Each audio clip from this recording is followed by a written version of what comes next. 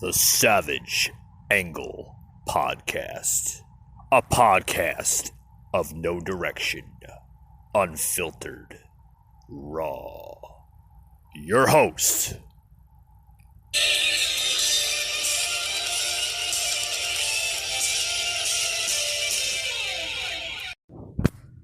hello everyone, welcome to Wednesday's edition to The Savage Angle. This is Mike. Glad to have you on the show today, my loyal listeners out there in the podcast world. Got a lot to talk about on today's show. First, I want to open up with this crazy story. Anybody like Wendy's? Well, you know, you might not like the company after this story. Anyway, Wendy's was fined for violating child labor laws. Yeah, I'm scratching my head on this story too. Massachusetts is sending a message to some of the country's biggest restaurant chains. Stop exploiting teenage workers. Wendy's was the latest company to get the memo from the state's attorney general, Marla Healy. When the fast food chain on Tuesday agreed to pay over $400,000 to resolve accusations, can't speak today, I'm sorry folks, that it violated child labor laws by having teenage employees at dozens of Massachusetts restaurants work later and longer than allowed. Wow. I mean, this is pretty crazy that, you know, the restaurant chain Wendy's, is forcing their teenage workers to work longer hours and later than they're allowed to work. The office began investigating after a minor employee at a Wendy's in Worcester complained that teenagers were working too late into the night and too many hours per day. Wendy's provided records to investigators who found that the restaurant was violating two child labor laws by allowing a 16 and a 17-year-old employee to work past 10 p.m.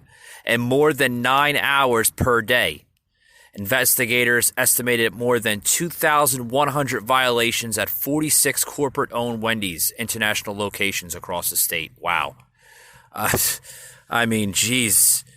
I mean, you know, it's like other chains hitting the state crackdown.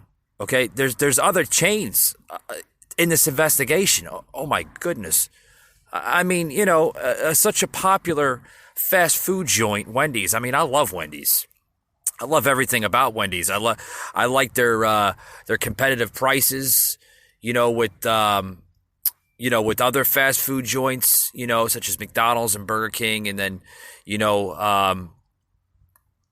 I mean, you know, just Wendy's, you know, it's just, I love everything. I love their chili. But I mean, they hear this and then get this, another popular restaurant company, Chipotle, also recently settled charges that it broke child labor laws in Massachusetts. In January, the chain agreed to pay $1.3 million in fines over more than 13,000 child labor violations at its restaurants in the state.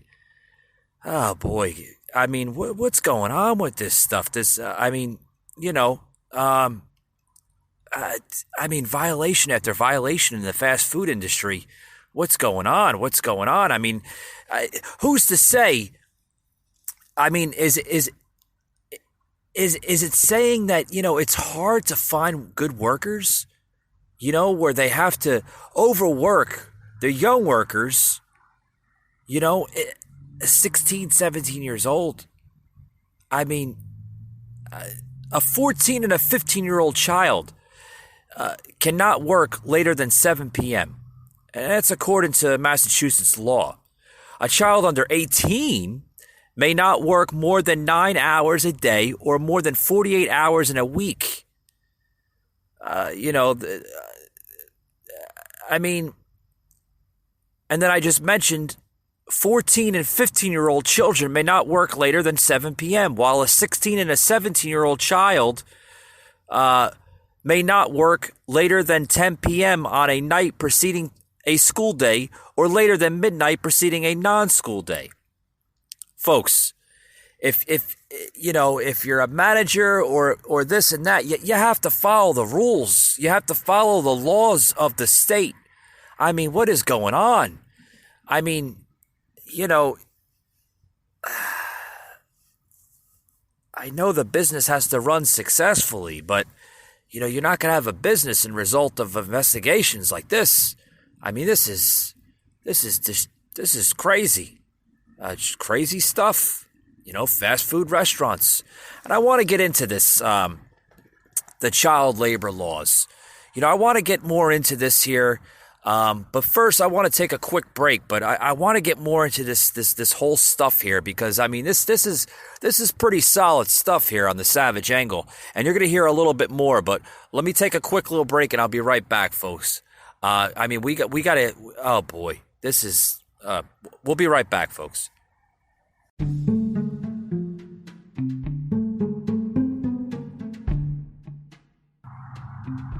Savage Angle. We'll be right back after these words.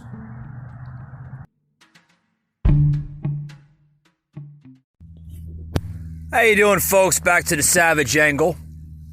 Today we're talking about a serious thing that's going on in America. This story coming out of Massachusetts with a bunch of restaurants, fast food restaurant chains, just violating their child labor laws and forcing their young workers to work past the allowed hours.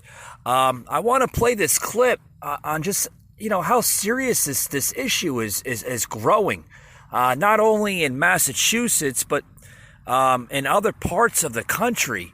The clip I'm going to play you is mainly an issue that's affecting the Massachusetts area, but I just want to play this clip here, folks, because I mean this is serious stuff. We got a clip here. Here's the clip right now. $400,000 to the state for violating child labor laws. The Attorney General's office started investigating after an employee complained that teenagers were working too late in the evening and for too many hours. Wendy's has since changed the way it schedules its employees.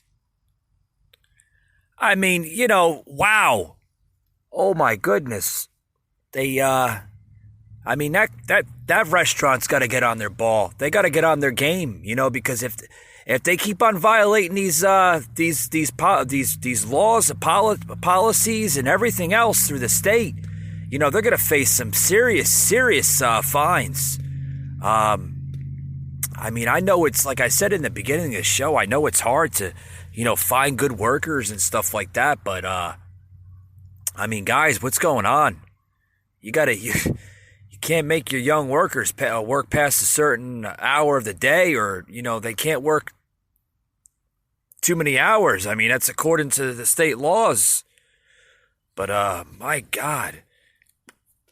On to other things. I want to get into other things. I want to step aside from this here, and I want to talk about what's been going on in the regular news. Got a lot going on here. Oh boy, here's a story of a Uber passenger. Oh man, do I really want? Yeah, maybe I should plug this in. Does any of you folks? I mean, you drive Uber. I mean, any of you folks use Uber or Lyft or any type of ride-sharing service? I use Lyft sometimes. I find it to be a little cheaper than Uber, but this is a clip I want to plug in here. This Uber passenger live streams what she's calling, and her I guess it's her boyfriend or her husband is calling the ride share the nightmare of hell. So to speak. Here's the clip here. Is a live clip of this girl that basically live streamed this whole thing. And it's today we're going to show you how it's done. So we just got an order. What's going on here? Oh, here we go. Here it is right now. Oh, well, we got to stop it.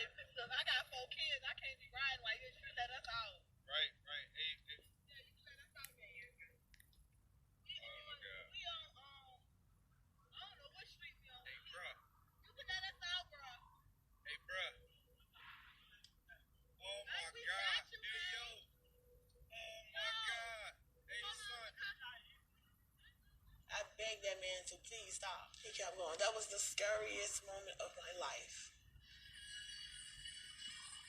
Oh my God! Can you imagine just driving in that Uber, and this guy? Hey, we in the lift and we just got hit. So the lift driver is following the person.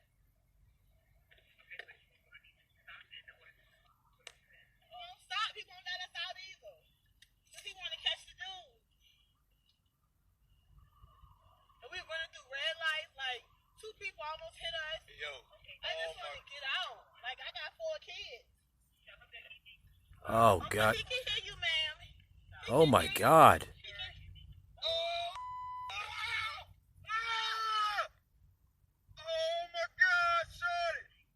Oh, guys, that what you're hearing, folks, is it was a live stream clip that I had played on the show here from an Uber passenger that was live streaming this whole thing from the back seat of the car of the Uber driver that was driving this car. Basically, the passenger kept on saying, just drop us off. And the driver just kept on going.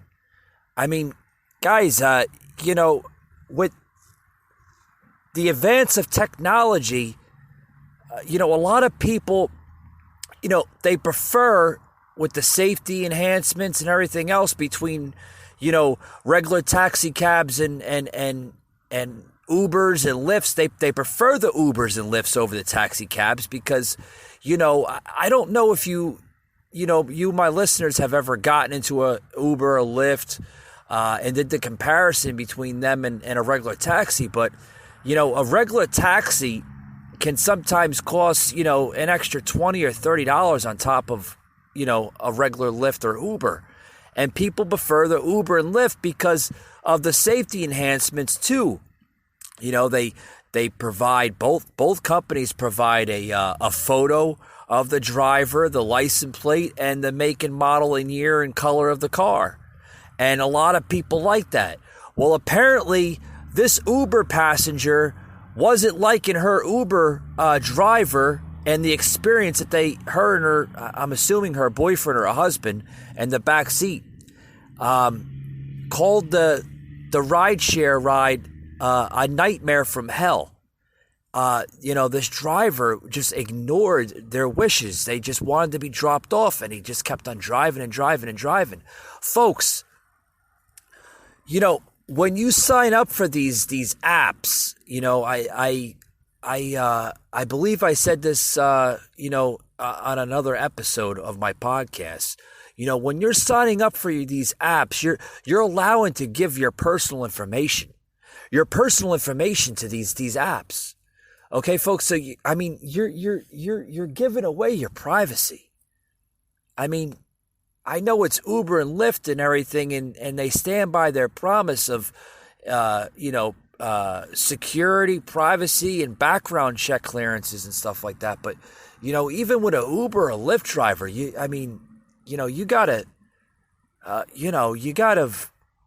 gotta use some common sense, folks. I mean, just by, hey, the license plate matches what it says on the app. I can understand that. But you don't know who the hell this person is, where they come from. I mean, have we gone to a society where we put our trust in the stranger today more now than we did, 20, 30, 40 years ago? I mean, it seems like that. It seems like there's more trust with strangers today. I can remember, oh man, I want to say this because, everything my mother had said and grandparents would say back in the day, it all makes sense now. I mean, I remember when my parents and my grandparents would say on the back in the day, you'd never get in a car with a stranger. Well, I mean, look what we're doing today as a society. We're getting into cars with strangers, and it's called Uber and Lyft. You know what I mean? Excuse me, I'm drinking my favorite coffee. Gotta love that coffee. Hazelnut with oh boy, good stuff. But back to what I was saying, you know, you have to be careful, so you don't run into a scenario such as this Uber and Lyft driver. Just the story took place. Oh man, just be careful. You never know who the hell you're gonna be dealing with. Never know who you're gonna be dealing with. It's just crazy stuff. Crazy stuff. Here's another story coming out of some political news here. We're gonna get into some political news. I know my listeners are out there saying, "Hey, Mike, let's hear some political news." I know you got some Trump news. Oh boy, do I have some Trump news! I got some Trump news here for you. Here's I'm gonna play here. Anderson Cooper here. We're gonna play a clip from Anderson Cooper. Anybody listen to CNN or what I call the Crooked News Network? That's what it stands for. Well, that's what it stands for in my personal opinion. The Crooked News Network, hosted by Anderson Cooper. I don't like that guy. I don't. A lot of negativity comes from him. They do. It's so much negativity. So much negativity. And we're going to play a video clip here of basically, just how these networks, that's all they do is they trash this president, and they say this and they say that, and it's just, oh man, I don't want to get into Bloomberg. Oh, Bloomberg, and oh man, then you got Bernie Sanders that's trying to buy out the election today. It's just, oh man, you want to talk about that? Anybody? I know I'm going sidetracking here from Crooked News Network, CNN, to Bernie Sanders, to Mike Bloomberg, but this will all make sense in a little bit, folks. You got Bernie Sanders, the latest debacle. He's trying to buy out the election. Yeah, he's trying, and you should see what the Democrats are trying to do. They're trying to bury this guy. They're trying to get him out of the race. They don't want this man to be the nomination, the Democrat nominee. They don't want him to be that. You got Michael Bloomberg trying to take Bernie out so he doesn't make it to the primaries, and then you got Buttigieg, or if I'm pronouncing his last name correctly, which, by the way, if he does miraculously beat Trump in the 2020 general election, if he gets that far, folks, you're going to have the first gay president. It's hard to believe. It's hard to believe. Well, it was hard to believe that we had our first African president, and we could have had our first woman president back in 2016, but thank God Trump won. Oh, can you imagine what this country would have been under the direction of Hillary Clinton? We would have been in a World War III. Guarantee we would have been in conflict with Russia and all these other countries. But I want to play a clip here from CNN, and then I want to get into the Bernie Sanders and Michael Bloomberg thing. But I got a clip here I want to play. I want to play this clip here. Do we have the clip? Yeah, 1 second. All right, folks. So we got the clip here. We're gonna play it here in a minute. But I just want to remind you of just you're about to hear some. I mean, just the hatred and the negativity from this far left media. I mean, you got to listen to this. Just listen. This is CNN, otherwise known as Crooked News Network. I mean, listen to the way they. Oh man, the way they talk. It's unreal. There's breaking news tonight on the president's visit to the UK, and yes, it was something he said, a front-page tabloid interview hit right in the middle of his black-tie dinner with the prime minister, and what he said about her could not have gone over well. That's just ahead. But first, what he said before leaving the NATO summit earlier today in Brussels. As you may have heard, he took a victory lap on his push for other member nations to boost their defense spending from an agreed on 2% of their economies by 2024 to 4%. For years, presidents have been coming to these meetings and talked about the expense, the tremendous expense for the United States, and tremendous progress has been made. Everyone's agreed to substantially up their commitment. They're going to up it at levels that they've never thought of before. Prior to last year, where I attended my first meeting, it was going down. The amount of money being spent by countries was going down and down very substantially. And now it's going up very substantially, and commitments were made. Only 5 of 29 countries were making their commitment, and that's now changed. The commitment was at 2%. Ultimately, that'll be going up quite a bit higher than that. So we made a tremendous amount of progress today. Now, keep it honest, the Allies did not actually agree to boost their defense spending to 4%, nor did they agree to immediately meet the 2024 target, as President Trump demanded yesterday. French President Emmanuel Macron saying, quote, "The communiqué is clear. It reaffirms a commitment to 2% in 2024. That is all." NATO's General Secretary Jens Stoltenberg saying merely that the president's direct approach had, and I'm quoting here, quote, "helped allies to really hear his message." Okay. Garbage. That's why I don't listen to CNN. Garbage! It is. It's ridiculous. It really is. You know, you got this president here that's doing good. I mean, he's doing historic things that have never been done before, things that presidents have never even thought of or even imagined to say on a microphone. This president, folks, has cojones. You know what cojones is? He has balls. He says what he says on the mic, and he says what he says to people, whether you like it or not. I mean, that's a tough president. That's a president we've been looking for a very, very long time. And I'm glad we have him in the Oval Office. I'm really glad that we have a president named Donald J. Trump. You know, NATO, he was speaking at the NATO's the summit, right? And UK. Well, guess what? That's negotiations, Mr. CNN. You got to negotiate with other countries. You don't get the fair share, then guess who gets the peanuts out of the deal? America gets the peanuts. Well, guess what, folks? President Trump is not allowing America to get the peanuts anymore. He's putting muscle behind this country, and I've said it yesterday in yesterday's show. America has muscle once again.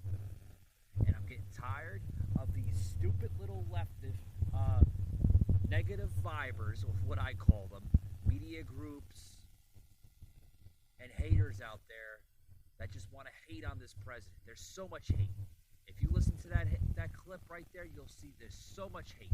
Not coming from the president, there's no hate. There's hate coming from this media, coming from these far left Democrats. Okay? Coming from these just destructors of this country that want to just bring this president down and embarrass him and this and that. Well, guess what, folks? He's not going down. He's gonna stay at the helm, right? He's gonna stay, because America's like a big ship. He's gonna stay at the helm. He's gonna operate this country like it's a fine-tuned machine of what it's supposed to be, right? And he's gonna make this fine-tuned machine, such as America, go places where you want it to go. Frankly, do you want to have a strong America or a weak America? Well, under President Trump, I think we should have a strong America. What do you think, folks? After this couple little words, you'll hear more. But I'm going to take a quick little break, and you'll hear more here on the Savage Angle after these few words. Democratic socialism, not communism, Mr. Bloomberg. That's a cheap shot. Let's talk about democratic. Let's talk about what goes on in countries like Denmark, where Pete correctly pointed out they have a much higher quality of life in many respects than we do. What are we talking about? We are living in many ways in a socialist society right now. Problem is, as Dr. Martin Luther King reminded us, we have socialism for the very rich, rugged individualism for the poor. Wait a second. Let me finish. When Donald Trump gets $800 million in tax breaks and subsidies. Oh, shut up, Sanders. You don't know what you're talking about. That's oh, socialism boy. For the rich. When Walmart, we have to subsidize Walmart's workers who are on Medicaid and food stamps because the wealthiest family in America pays starvation wages. That's socialism. Oh, bringing down Walmart, huh, Sanders? Oh, boy. Democratic socialism for working people, not billionaires. Health care for all, educational opportunity for all. Senator, thank you. Mayor Bloomberg, would you like the question was about socialism. What a wonderful country.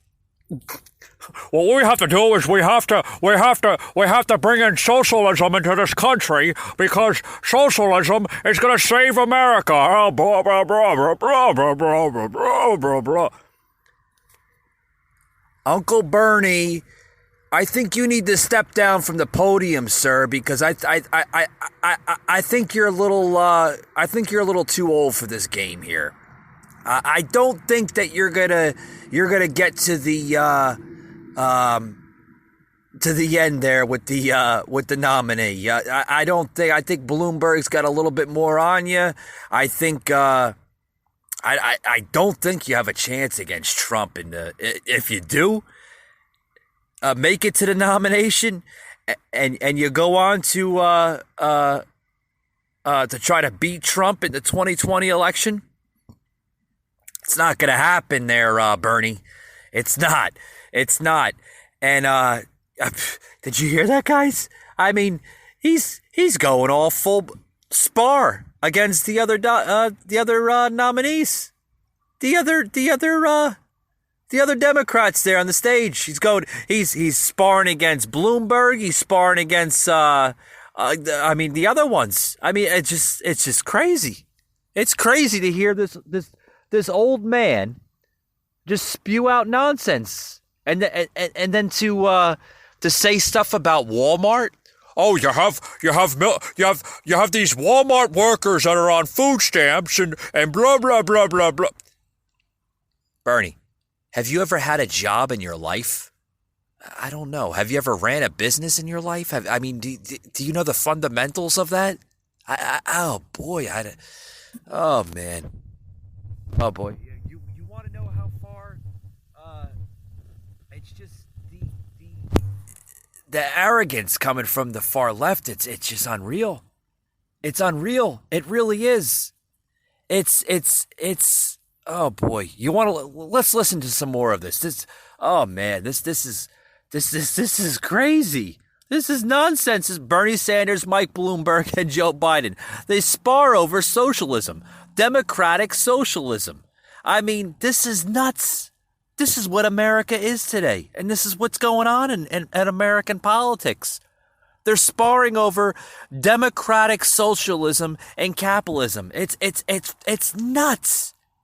It's nuts. You got to listen to more of this crap. We have the best known socialist in the country happens to be a millionaire with 3 houses. What I miss here? Well, you missed that I work in Washington, house one. That's the first problem. Live in Burlington, house 2. That's good. And like thousands of other Vermonters, I do have a summer camp. Forgive me for that. Where is your home? Which tax haven? New York City. Thank you very much. And I pay Oh all my taxes. my God. And I'm happy to do it because I get something for it. And let me say, I thought the senator next to me was half right. I agree we should raise taxes on the. Oh my God! Are we watching a Democratic debate, or are we watching a reality show? On cable television. This is nuts. This is barbaric stuff. Oh man, you should see it. And this is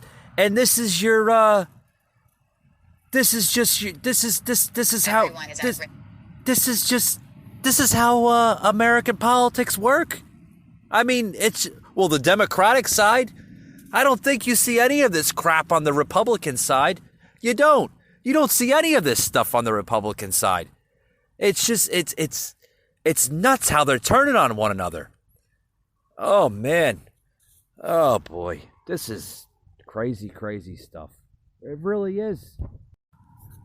Folks, this is exactly where, this is exactly how Donald Trump back in 2016 said it. I mean, he called it. He called it right down the middle, folks.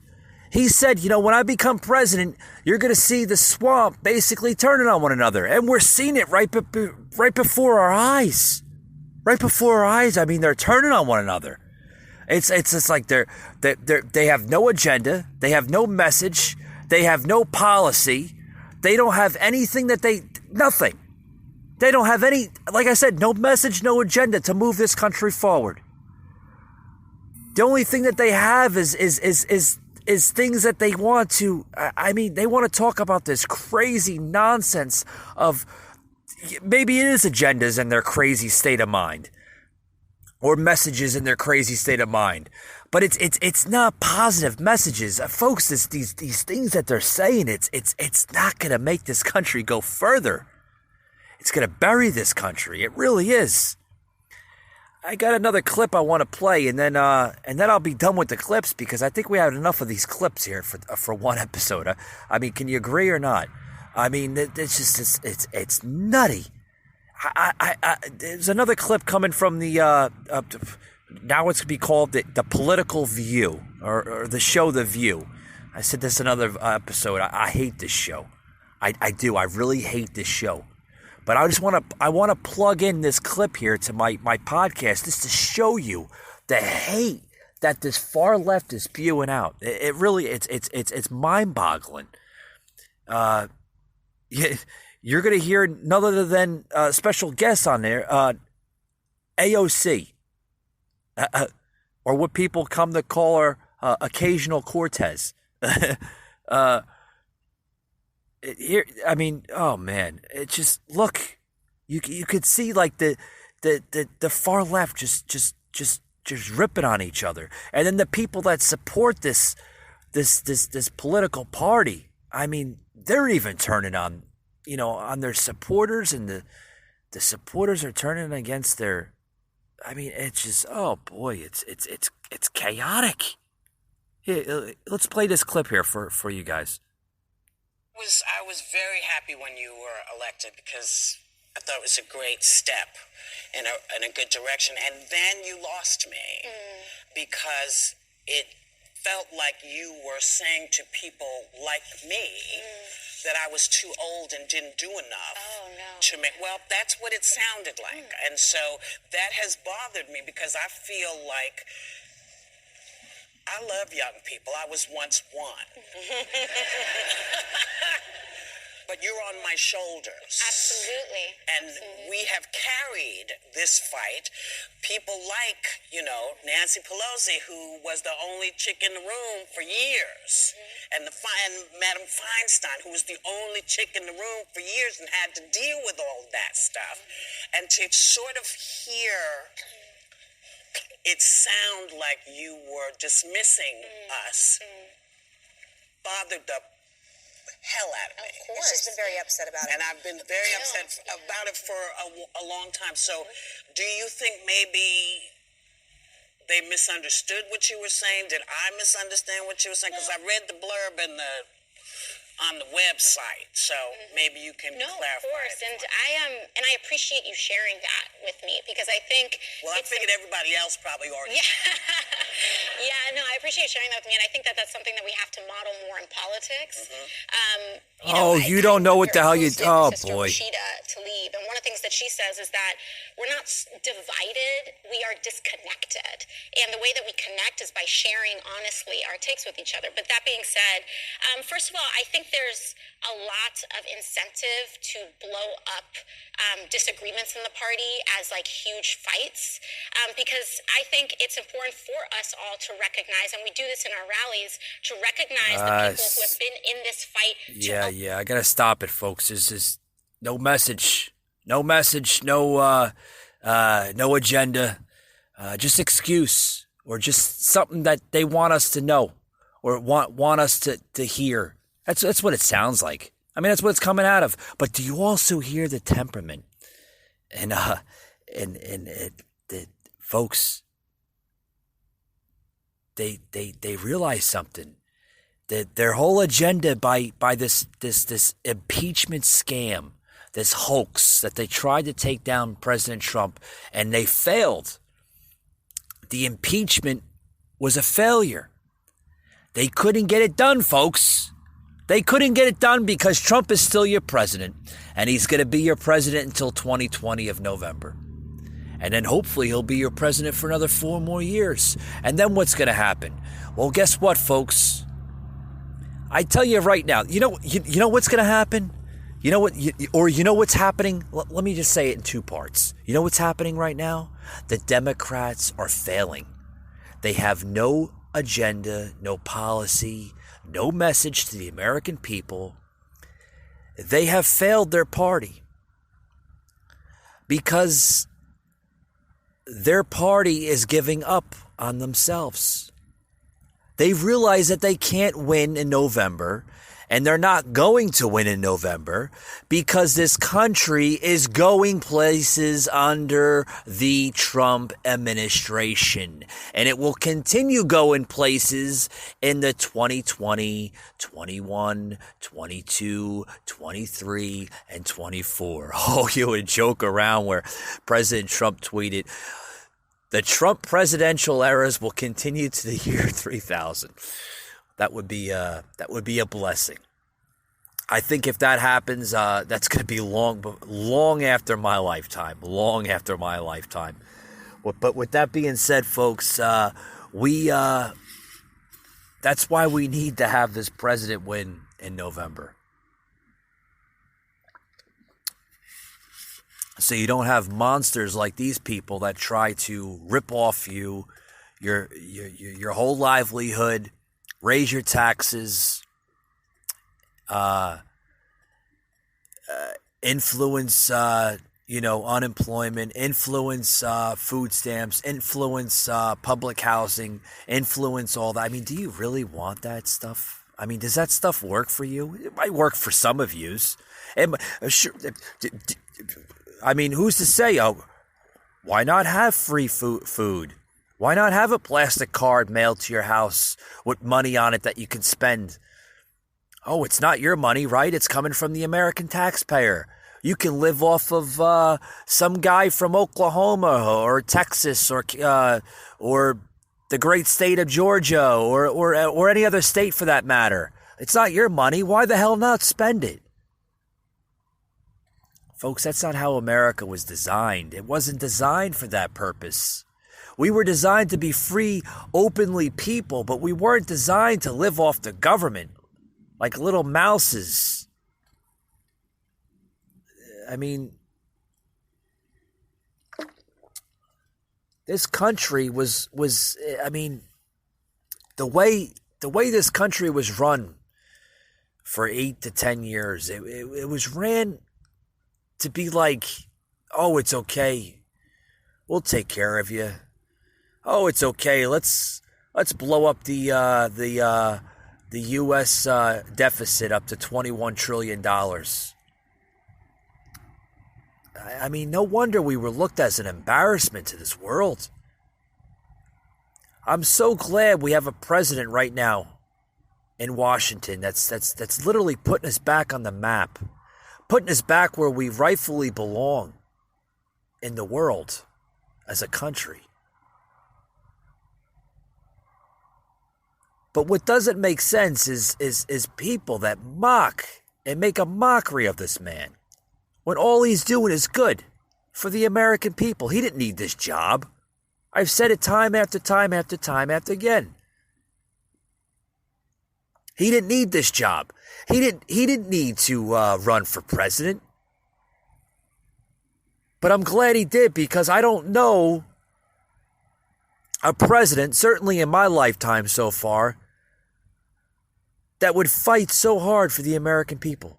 There hasn't been a president in my lifetime that has fought so hard for these American people, such as myself and my fellow Americans out there, fighting every day of his life to secure a border, to make sure the borders are secured, to make sure that health care is fairly given to those who deserve it, is fighting for low taxes, high job growth, and trust with foreign allies.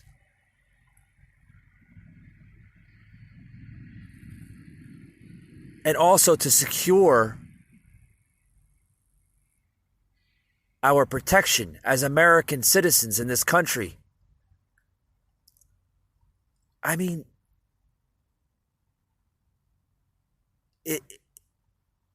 I have to ask this question.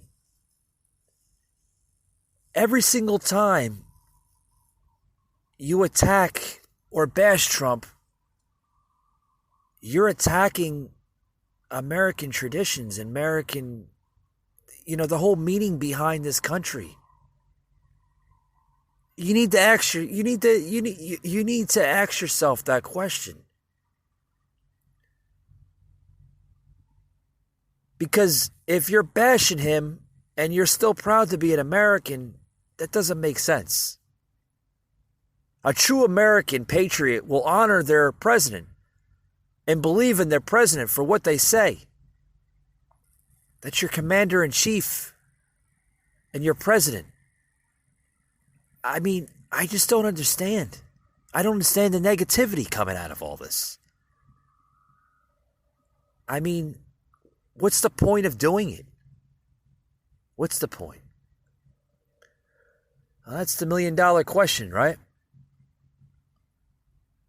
The only way this country will succeed as a nation is if we Americans, both on a Republican side and a Democratic side, come together as one united people. Be united instead of divided. This country is so divided. I don't think it's ever been divided ever before in its lifetime. The four founding fathers would be very, very saddened and upset to see what's really going on in this country today. Oh boy, they would be very, very upset. But with that being said, folks, I hope you enjoyed today's podcast. It was an interesting one today, I have to admit. But I hope you enjoyed today's podcast. And as always, we'll hope to see you on the next one. I mean, I just don't have words to say. The things that are going on in this country today, it just baffles me. It really does. It baffles the hell out of me. I don't understand the hatred. I don't. I don't understand of why people get to the way they get today about everything that's going on. I mean, don't you see the growth? Don't you see the success where this country's going? Or are you living under a rock? With that being said, folks, thank you for joining the Savage Angle podcast, and we'll hopefully see you on the next one.